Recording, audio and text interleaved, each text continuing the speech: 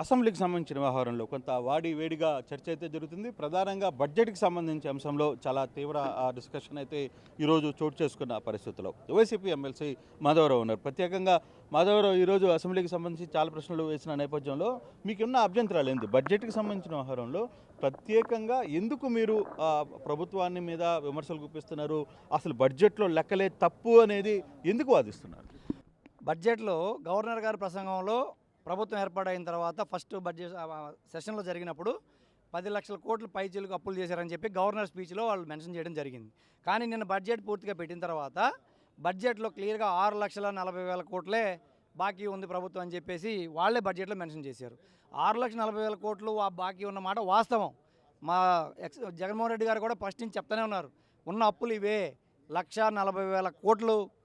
తెలంగాణ ఆంధ్ర విడిపోయే నాటికి ఉన్న అప్పులు మొత్తం కలిపి ఏ బాకీలు అన్ని అప్పులు ప్లస్ ఏదైనా పేమెంట్స్ బెండింగ్స్ ఉన్నాయి అన్నీ కలిపినా కూడా 1,40,000 కోట్లు మాత్రమే మనకు విభజన జరిగినప్పుడు మనకి ప్రభుత్వం 14-19 మధ్యకాలంలో 2,50,000 కోట్లు 5 సంవత్సరాల్లో అప్పులు తీసుకొచ్చి వాళ్ళు సంక్షేమ పథకాలు ఏమి చేయకపోయినా కూడా మొత్తం కూడా వాళ్ళ గవర్నమెంట్కి వాడుకుని అప్పులు దాదాపు 3,90,000 కోట్లు అప్పు ఇచ్చి 2019లో వాళ్ళు దిగిపోవడం జరిగింది.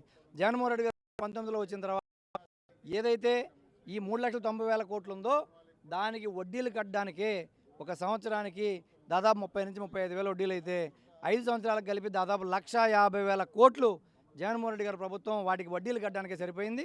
అదే కాకుండా 2020-21లో వచ్చిన కోవిడ్ లాక్డౌన్ వల్ల దాదాపు ఇన్కమ్ సంవత్సరానికి 50,000 కోట్లు లేక 2 సంవత్సరాలు కలిపి లాక్డౌన్ వల్ల ఏ వ్యాపార లావాదేవీలు లేనందువల్ల రెవెన్యూస్ పడిపోతే 1,00,000 కోట్ల రూపాయలు ఆ రోజు రెవెన్యూ పడిపోయింది. ఈ రెవెన్యూ పడిపోయిన 1,00,000 కోట్లు, వడ్డీలు కట్టిన 1,50,000 కోట్లు మాత్రమే ఈ అప్పులు తెచ్చినాయని కూడా బ్యాలెన్స్ అయిపోతే మేము ఇచ్చిన సంక్షేమ పథకాలు ఏదైతే 5 సంవత్సరాలు ఉన్నాయో 2,72,000 కోట్లు జగన్మోహన్ రెడ్డి గారు క్లియర్గా ఎవిడెన్స్ చూపిస్తూ ఉన్నారు. ఏ పథకానికి ఎంత ఇచ్చింది, అది కూడా 34 పథకాలకి, విద్యకి, వైద్యం అన్నీ ప్రభుత్వ ఏదైతే పాలసీలు ఉన్నాయో అవన్నీ కలుపుకుంటూ ప్రభుత్వానికి వచ్చిన రెవెన్యూలో నుంచే దాన్ని ఖర్చు పెట్టుకుంటూ సంక్షేమ పథకాలు అమలు చేస్తే వీళ్ళు 2024 అధికారంలోకి వచ్చి వీళ్ళు అబద్ధాలు చెప్పుకొని వచ్చి ఈ రాష్ట్రంలో ఆర్థిక విధ్వంసం జరిగింది, ఆర్థిక వినాశనం జరిగిందని చెప్పి జగన్మోహన్ రెడ్డి గారి మీద నిందయాలని చూస్తున్నారు. అది పచ్చి అబద్ధం. ఒక్క రూపాయి కూడా సంక్షేమ పథకాలు తెచ్చిన డబ్బులు అప్పుల నుంచి వచ్చినాయి కాదు. దానికి ఎవిడెన్స్ ఈరోజు మీకు చూపిస్తా ఉన్నాం క్లియర్గా. మీరు అలవిగాని హామీలు ఇచ్చి ఒక పక్కేమో జగన్మోహన్ రెడ్డి గారి పథకాల వల్ల ఆర్థిక విధ్వంసం జరిగింది, ఈ సంక్షేమ పథకాల వల్ల ప్రజలందరూ ఇబ్బంది పడుతున్నారని చెప్పే మీరు ఈరోజు 70,000 కోట్ల రూపాయలు ఒక సంవత్సరానికి సూపర్ 6కి అమలు చేయాలంటే 70,000 కోట్ల రూపాయలు అవుతూ ఉంది. దాన్ని మీరు బడ్జెట్లో పెట్టకుండా మీరు దాన్ని అవాయిడ్ చేయడం కోసం ఈరోజు కౌన్సిల్లో ఏ క్వశ్చన్ అడిగినా గొడవ చేయడం, ఆన్సర్ దాటేయడం, సూటిగా సమాధానం చెప్పలేని పరిస్థితుల్లో ఈరోజు మంత్రులు ఉన్నారు. నేను క్లియర్గా అడుగుతా ఉన్నాం, 70,000 కోట్ల రూపాయలు మీరు పథకాలకు పెట్టాలి, మీరు మళ్ళీ 75,000 కోట్ల రూపాయలు వచ్చేసి సంవత్సరానికి జీతాలకు ఇవ్వాలి, అలాగే ఇంకా వడ్డీలకి దాదాపు 60,000 కోట్లు కట్టాలి.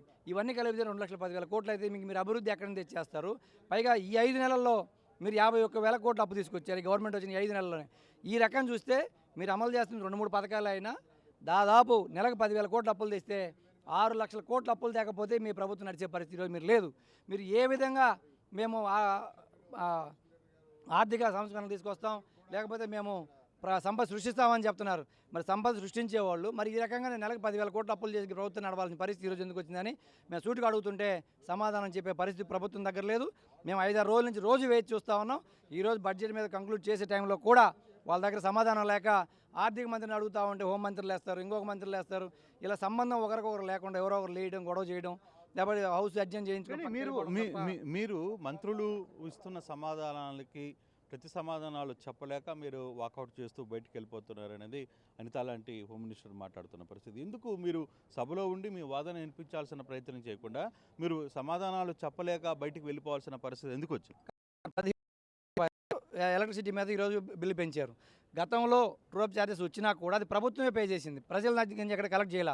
కానీ ఈరోజు వీళ్ళు మొత్తం జగన్మోహన్ రెడ్డి గారి వల్ల ఏదో నష్టం జరిగిందని చెప్పి ఒక అబద్ధాలు చెప్పుకుంటూ ఈరోజు కరెంట్ ఛార్జీలు పెంచాం, మేము అధికారంలోకి వస్తే పదే చెప్పిన చంద్రబాబు నాయుడు గారు ఈరోజు 17,000 కోట్ల భారాన్ని ప్రజల మీద వేస్తున్నారు. కాబట్టే మేము దానికి వ్యతిరేకించి మేము వాకౌట్ చేసి బయటకు రావడం జరిగింది తప్ప సమాధానం చెప్పలేని పరిస్థితి మా దగ్గర లేదు. మేము ఏ ప్రశ్నకైనా ఆన్సర్ చెప్పగల శక్తి మా సభ్యుల దగ్గర ఉంది. మేము అడిగే ప్రతి క్వశ్చన్కి వాళ్ళ దగ్గర ఆన్సర్ లేదు. కాబట్టి వాళ్ళు ఏదో ఒక విధంగా సభను తప్పుదారి పట్టించాలని డీవియేట్ చేయడం, మేము ఒక క్వశ్చన్ అడిగితే ఇంకొక ఆన్సర్ చెప్పడం, ఒకదానికి సంబంధం లేకుండా వాళ్ళు కానీ మీ చేతుల్లో ఇంకా కేవలం 3-4 రోజులు మాత్రమే ఉంది సభ నుంచి. బహుశా శుక్రవారం శనివారం అనుకో సభ. ఈ 4 రోజుల్లో మీరు అనుకున్న ప్రాజెక్టు ప్రజలకి మీరు ఏం చెప్పాలనుకుంటున్నారు, ఆ ప్రయత్నం అయితే చేసే పరిస్థితి ఉందంటారా? తప్పనిసరిగా ఈ 4 రోజుల్లో కూడా మంచి సబ్జెక్ట్స్ ఉన్నాయి. శాంతి భద్రతల మీద, ఈ చిన్నపిల్లల మీద జరిగే అఘాయిత్యాల మీద, ఈ హత్యల మీద అన్నిటి మీద కూడా క్వశ్చన్లు ఉన్నాయి. తప్పనిసరిగా ప్రభుత్వాన్ని మాత్రం మేము నిలదీస్తాం. ఎందుకంటే హోంమంత్రి గారి స్టేట్మెంట్ చూసే నేను మార్నింగ్ చాలా విచిత్రంగా మాడుతున్నారు. వైఎస్ఆర్ కాంగ్రెస్ జరిగిన హత్యలు ఇప్పుడు తక్కువ జరిగినాయి అని. నేను ఒక్క విషయం సూటిగా అడుగుతా ఉన్నా. పవన్ కళ్యాణ్ గారు ఎన్నికల ముందు ఒక స్టేట్మెంట్ ఇచ్చారు. 35,000 మంది ఆడబిడ్డలు ఈ రాష్ట్రంలో మిస్ అయ్యారని చెప్పని అన్నారు. నేను అడుగుతా ఉన్నా పవన్ కళ్యాణ్ గారు, 35,000 మందిలో ఈ 5 నెలల్లో మీరు ఎంతమందిని కనిపెట్టి ఇక్కడికి తీసుకురాగలిగారు? ఒక మహిళ వచ్చి మిమ్మల్ని అడిగిందని చెప్పి ఎక్కడో కాశ్మీర్లో ఉంటే అమ్మాయిని తీసుకొచ్చి వాళ్ళ కుటుంబానికి అప్పచెప్పామని గొప్పలు చెప్తున్నారు కదా.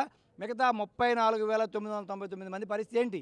మీరు ప్రభుత్వంలోకి వచ్చిన తర్వాత ఎక్కడ ఇంత పొరపాటు జరిగినాయన్నారు. ప్రతిరోజు ఈరోజు కూడా బాపట్ల జిల్లాలో 10 సంవత్సరాల అమ్మాయి మీద ఒక 65 ఏళ్ళ వృద్ధుడు అఘాయిత్యం చేశాడని చూస్తూ ఉన్నాం. అసలు ఇంకొకటి అయితే కర్నూలు జిల్లాలో ఆ పాపని రేప్ చేసి చంపేసి కాలువలో వేస్తే ఈ రోజుకి డెడ్ బాడీ దొరికిందని అడుగుతా ఉన్న ప్రభుత్వాన్ని. వాటికి సమాధానాలు లేవు. కానీ నిందితులు మాత్రం బెయిల్ వచ్చేసింది, బయటకు వచ్చేసారు. దీన్ని మీరు ఏ విధంగా సమర్థించుకుంటారు? తప్పనిసరిగా ఈ ప్రతి విషయాన్ని మేము ఎండగడతాం. మా కందుకూరు పక్కన కొండేపు కాన్స్టిట్యున్సీలో కూడా మొన్న బాలిక మీద ఇట్లా అఘాయిత్యం జరిగితే కానీ పరామర్శకు కూడా పోనీకి లేకుండా చేసి అడ్డుకున్న పరిస్థితి మనందరం కూడా చూసాం, మాజీ మంత్రులందరినీ కూడా. కాబట్టి ప్రభుత్వం అసలు సరైన విధానంలో లేదు. ప్రభుత్వానికి అసలు ఏ విధంగా ముందుకెళ్ళాలనే ఆలోచన కానీ వాళ్ళకి అవగాహన లేక, చంద్రబాబు గారు సీనియర్ అయి ఉండొచ్చు, కానీ మంత్రులు కానీ వాళ్ళ సభ్యులు కూడా ఏ మాత్రం అవగాహన లేదు. లెక్కర్ విషయం కానీ, ఇసుక విషయం కానీ, ట్రాక్టర్లు ఫ్రీ అన్నారు, ఇది ఎద్దుల బండ్లు ఫ్రీ అన్నారు. కానీ ఈరోజు లారీలు చెన్నైకి, బెంగళూరుకి, హైదరాబాద్కి పోతూ ఉంటే అడిగేవాడు లేడు, నాదులు లేడు. పూర్తిగా లెక్కర్లోకి వచ్చేటప్పటికి నెల్లూరులో సర్వేపల్లిలో బెల్ట్ షాపుల మీద ఆక్షన్లు పెట్టుకొని దాని మీద గొడవ కొట్టుకొని పోలీస్ కేసులు అయితే కూడా మిమ్మల్ని మంత్రి గారిని అడిగితే కనీసం ఆ ఇన్సిడెంట్ మీద సమాధానమే లేదు. పూర్తిగా అవాయిడ్ చేసుకొని పక్కకి వెళ్ళిపోయిన పరిస్థితి. అసలు ఏం అడిగినా వాళ్ళ దగ్గర సమాధానం లేదు. ఎమ్మెల్యేలు 25-30% అడుగుతున్నారని చెప్పని రాష్ట్రం అంతా కూడా కోసం సార్ మీ ఆన్సర్ ఏంటి, మీరు ఏం చర్యలు తీసుకుంటారంటే సమాధానం లేదు. 30,000 కోట్లు కుంభకోణం జరిగింది గత ప్రభుత్వం అడిగారు. మేము అడిగాం ఏ ఆధారాలు చూపించండి, మీరు 5 నెలలు చేసింది ఏంది చూపించనంటే దాని మీద వాళ్ళు సమాధానం చెప్పే పరిస్థితిలో వాళ్ళు లేరు. ఏ క్వశ్చన్ అడిగినా, ఏ డిపార్ట్మెంట్ సంబంధించి అడిగినా వాళ్ళ దగ్గర ఆన్సర్ లేదు. ఎందుకంటే ఏదో ఒక రకంగా గెలవాలి అనే ఆతృతతోటి వాళ్ళకున్న మీడియా రకరకాల ఏదైతే వ్యవస్థలన్నింటినీ మేనేజ్ చేసుకొని ఈ ప్రభుత్వం మీద బురద జల్లి వాళ్ళన్నీ అలివిగానే హామీలు ఇచ్చుకొని ఎక్కారు. ఈరోజు వాటిని ఎలా అమలు చేయాలో అర్థం కాక కన్ఫ్యూజన్లో వాళ్ళు ఎవరికి సమాధానం చెప్పలేని పరిస్థితుల్లో తెలుగుదేశం పార్టీ ప్రభుత్వం ఉంది. మేము అడుగుతా ఉన్నాం, నెక్స్ట్ బడ్జెట్కి అయినా సరే అట్లీస్ట్ మీరు ఫుల్ బడ్జెట్ పెడతారు కాబట్టి రేపు వచ్చే ఫిబ్రవరిలో 70,000 కోట్లు ఎక్కడి నుంచి తెస్తారనేది మాత్రం తప్పనిసరిగా మేము నిలదీస్తాం. ఈసారి ఇప్పుడు తప్పించుకొని పోయినా 2 నెలలు 3 నెలలు 4 నెలలు అయిందని చెప్తున్నారు. నెక్స్ట్ బడ్జెట్ వదిలిపెట్టే పనే లేదు. తప్పనిసరిగా మీ కేటాయింపులు ఏంటి మొత్తం ఎండగట్టి ఇప్పుడులాగా తప్పించుకు ఫస్ట్ టైం కాబట్టి అది వాళ్ళ బడ్జెట్లో 4 నెలల టైమే కాబట్టి వాళ్ళు ప్రతిదానికి మేము వచ్చి 3 నెలలు అయింది ఇంక ఉండేది 4 నెలలు అని చెప్పి సమాధానం దాటేసుకుంటూ కవర్ చేసుకొని పోతున్నారు. నెక్స్ట్ బడ్జెట్ వదిలిపెట్టే ప్రశ్నే లేదు. తప్పనిసరిగా ప్రజలకి వాస్తవాలు ఏందో తెలియజేసే విధంగా మేమందరం కూడా పనిచేస్తాం. ఇది సో చాలా క్లియర్గా చెప్తున్నాడు. ఇప్పుడున్న బడ్జెట్లో కేవలం ఈ 4 నెలలకు మాత్రమే బడ్జెట్ని ప్రవేశపెట్టారు. దీంట్లో దాదాపుగా అంటే ఫుల్ బడ్జెట్ ప్రవేశపెట్టలేదు కాబట్టి మా ప్రశ్నల దగ్గర సరైన సమాధానం లేదు. కానీ ఈ బడ్జెట్ని మేము కూడా కొంత వదులుతున్నాం. కానీ నెక్స్ట్ ఫుల్ బడ్జెట్లో మాత్రం డెఫినెట్గా ప్రభుత్వాన్ని ఎండగట్టి తీరుతాం. ఇప్పటికే మేము అడుగుతున్న ప్రశ్నలకి అధికార పార్టీ దగ్గర నుంచి, ఎన్డీఏ కూటమి దగ్గర నుంచి ఎటువంటి సమాధానాలు చెప్పలేక దాటదూరం చేస్తున్న పరిస్థితి కనపడుతోంది. ఇదే ప్రశ్న అంటే రాబోయే అసెంబ్లీలో మాత్రం ఈసారి ఖచ్చితంగా ఎండగట్టి తీరుతామని చెప్పి ఎమ్మెల్సీలు చెప్తున్న పరిస్థితి. స్టూడియో మరిన్ని వీడియోస్ కోసం ఛానల్ ని సబ్స్క్రైబ్ చేయండి. లేటెస్ట్ అప్డేట్స్ కోసం వాట్సాప్ ఛానల్ ని ఫాలో అవ్వండి. అండ్ లింక్ డిస్క్రిప్షన్ లో ఉంది.